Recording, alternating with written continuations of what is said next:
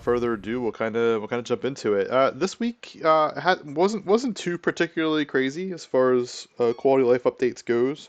One of the bigger ones that we did, I know we talked about it a couple of times in the past, but we've added in support for PNFTs to FoxySwap, um, mainly at the suggestion of a few, communities that really were leveraging FoxySwap prior to PNFTs and then had converted their collections over to PNFTs. So we decided to add that in. Um, and so, yeah, I mean, any collection that's a PNFT that's approved can be traded on it. We still do have to approve them.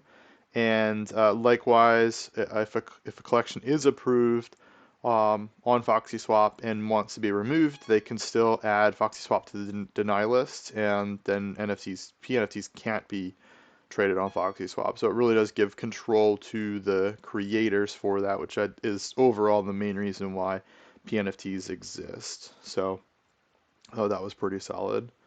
Um, we then also added, I think Alkine was the one that had suggested it, adding in the ability to see all expiring loans. So we did create a way for you to see expiring loans for a certain collection when you're in that lending tab for Citrus. But now you can go to a whole dashboard that shows all expiring loans. So if you are trying to put loan offers out there for certain collections and you want to use this as part of your strategy as to where to allocate funds to, you certainly can. So super helpful, tells you when they expire, you can search by collection, um, really just to kind of help add additional features within Citrus to make it essentially more used, or more people interested in using it. And the last piece that I added in here was to try to make life easier, I'll say. A lot of people ask questions about like specifics for events that are going on. And I know we have so many different things going from like VCs to spaces to raffles to weekly drawings to just all these different things we have going on in our old events channel that I've now changed that old events channel to events notifications. So that's still going to have all of the rolling items as they go through. And then there's an FFF rewards channel that just has like the current raffles for Citrus, for rafflers, for the weekly raffles, and um, what's the last one that we just put in there? Our monthly draw is at the very top. So my plan is to update the dates for when drawings happen, the dates once one completes, what the next one is, and then just put the most current information on there. So once those prize pools that we show at the bottom, like from a graphic standpoint, are no longer valid, I'm going to remove them from that list. So you're only going to see like the current information in that FFF rewards channel. So anyone that wants to keep track of it, trying to make life easier for folks there. Speaking of which, I know like some folks had mentioned our monthly drawing, which I threw in here as our March Foxy raffle drawing, will be taking place live in give or take 30-ish minutes. Might be a little bit longer than that, but we'll see when Dev is good to go. We've got over, actually, I should update this. I didn't look at what the final sales were.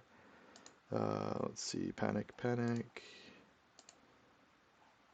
4,900. So 4,913 tickets were sold, it looks like. Pretty solid. And yeah, over 1,000 sold of NFTs. But the 65 plus other prizes were up for grabs. And like I said, Dev will do the drawing live within our portals in, give or take a half hour. So shout out to Foxy Dev. Adding on to that, the other drawings that we have going out this week, and again, I updated it on that FFF rewards page. I put the wrong days in there. I actually had it set up for today, when really it's actually going to be drawn on Tuesday. I don't know why I put it in for today. So for both of these, the second bi-monthly, bi-weekly, whichever one you're more comfortable with, Raffler raffle will take place at the same time as the first Citrus raffle. and total between the two is over 600 stolen prizes, um, or around 600 stolen prizes, I should say. So solid amount of foxes, transdimensional foxes, dens, and then adding in some other, I would say like more recent interesting prizes such as Oogies and Bastards, Wolf Capital, and then of course more diehard NFTs such as Degen Fat Cats, Lilies, um, that are just and ovals that have just been popular within the platform as a whole. And like I said, that those drawings will take place on Tuesday, around 3 p.m. Eastern. I updated it again in the FF Rewards channel if you want to see what time it is for you. You do not have to be present. You're entered automatically based off of your activity on those platforms. Details as to how to enter can also be found in the FFF Rewards section. Super straightforward, and on both platforms, Citrus and Raffles, in the bottom right hand corner where that little ticket is, that will also give you more details for like how to be eligible to be entered into these drawings. And I'll post out the winners for these as well. I think people like that added level of transparency, but I keep track of all of this as well.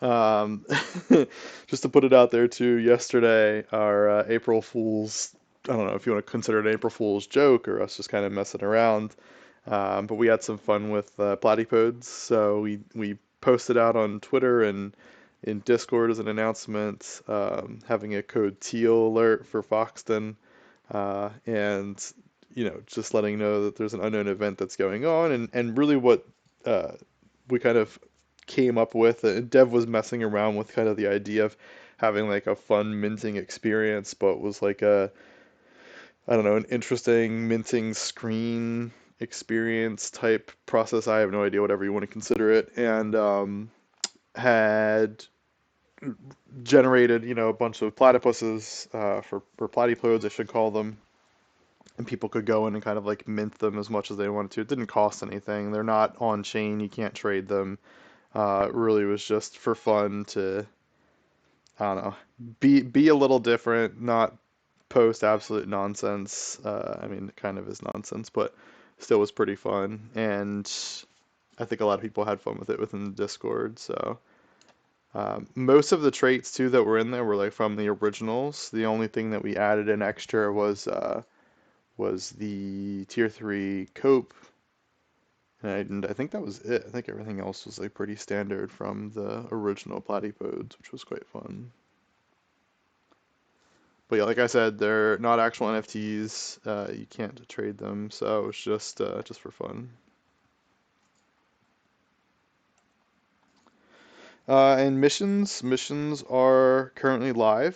For those of you that haven't had a chance yet to go launch Foxes out, I know I know Wawin had shared that he had a bunch of foxes that were eligible for the eyewear level 42 mission.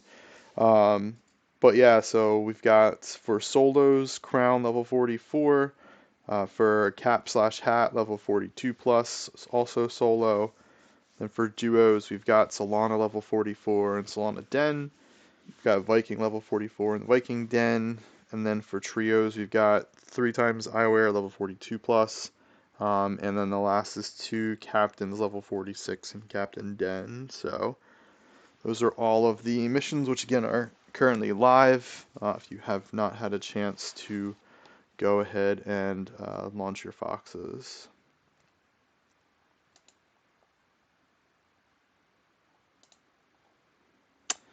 And I think the last thing worth mentioning is NFT NYC. We've been working in the background of trying to get like space and figure out like who we want to do things with. So it's going to be like more low key. It's not like super crazy of spending tens of thousands or hundreds of thousands of dollars on an event.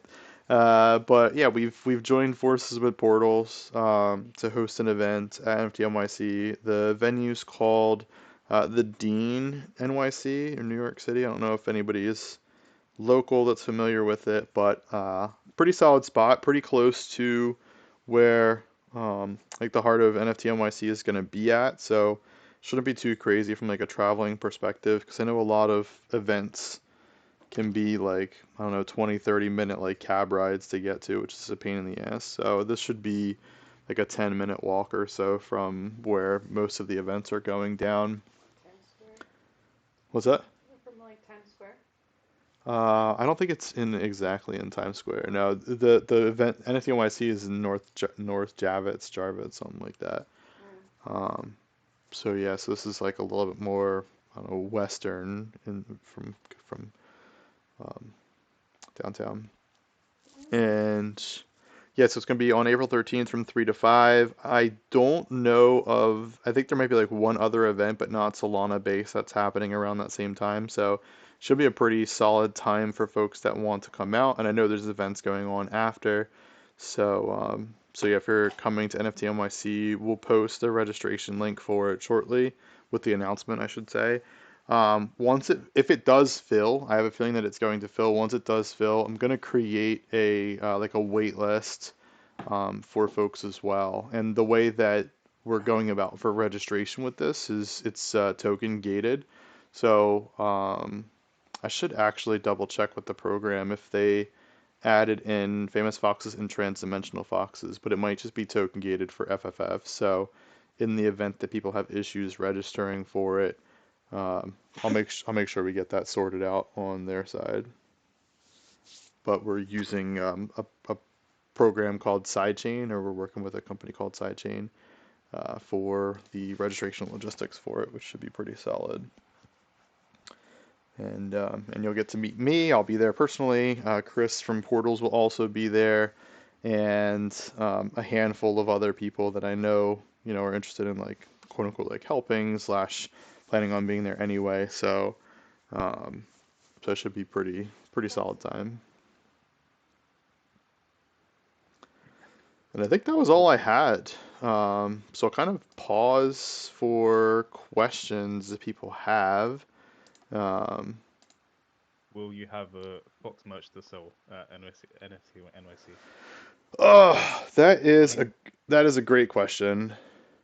Um, did you want to expand on that? So I have some stuff from last year. So I've got like I still have plenty of bags to give out, and the beer koozies. I have way too many of those.